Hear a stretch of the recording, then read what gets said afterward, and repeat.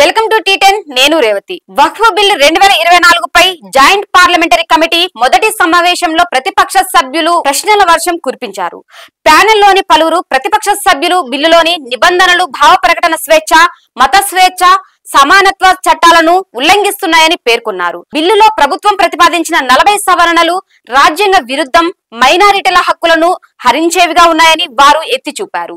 ప్రత్యేకించి వివాదాస్పద ఆస్తి యాజమాన్యంపై నిర్ణయం తీసుకునేందుకు జిల్లా కలెక్టర్లు అధికారం కల్పించే ప్రతిపాదనపై ముస్లిమేతరులను కూడా వక్ఫ్ బోర్డులో సభ్యులుగా చేర్చడంపై ప్రతిపక్ష సభ్యులు గట్టిగా నిలదీశారు. దాదాపు 6 గంటల సేపు జరిగిన ఈ సమావేశంలో బీజేపీ సభ్యులకు, ప్రతిపక్ష సభ్యులకు మధ్య తీవ్ర వాగ్వివాదం చోటు చేసుకుంది. చర్చ అర్థవంతంగా జరిగిందని, జేపీసీ తదుపరి సమావేశం ఈ నెల 30న జరుగుతుందని సంయుక్త parliamentary committee chairman Jagdambika Pal తెలిపారు. వక్ఫ్ చట్టం సవరణ బిల్లును పార్లమెంట్ లో వామపక్షాలతో పాటు కాంగ్రెస్, టీఎంసీ, డిఎంకే, ఆప్, వైసీపీ, ఎంఐఎం తదితర పార్టీలు వ్యతిరేకంగా బీజేపీ మద్దతు ఇచ్చింది. బీజేపీ మిత్రపక్షాలు జేడీయూ, ఎల్జేపీ, టీడీపీ తటస్థ వైఖరి తీసుకున్నాయి. జేడీయూ, ఎల్జేపీ ముస్లిం సంఘాలు వ్యక్తం చేసిన ఆందోళనను పరిష్కరించాలని కోరుతున్నాయి.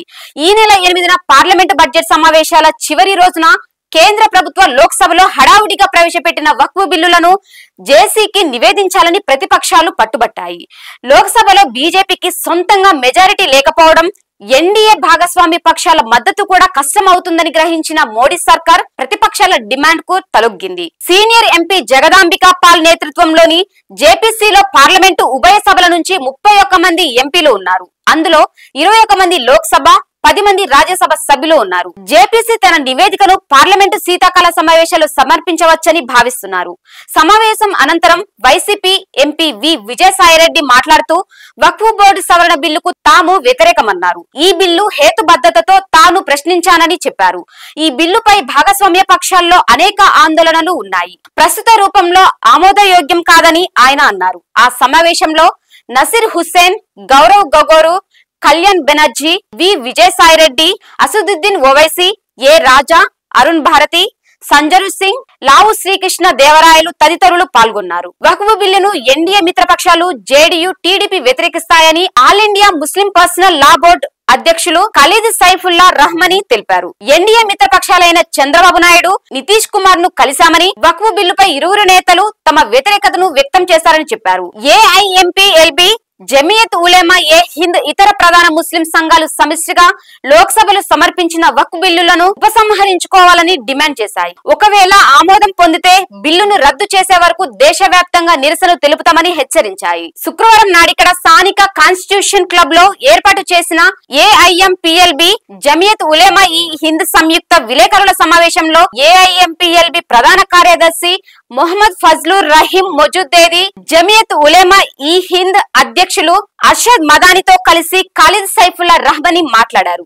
ఆర్జేడీ నేత తేజస్వి యాదవ్ కూడా బిల్లును తమ పార్టీ వ్యతిరేకిస్తుందని హామీ ఇచ్చారని తెలిపారు. ప్రభుత్వం బిల్లును ఉపసంహరించుకోవాలని కోరారు.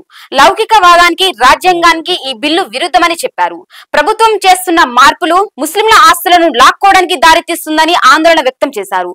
ఈ బిల్లు రూపొందించే ముందు ప్రభుత్వం తమతో సంప్రదించలేదని, చర్చించేందుకు వీలు లేకుండా ముస్లింలకు తలుపులు మూసివేశారని ఆవేదన వ్యక్తం చేశారు. లోక్సభ నుంచి ప్యానెల్లో 21 మంది సభ్యుల్లో 12 మంది ఎన్డీఏకు చెందినవారు.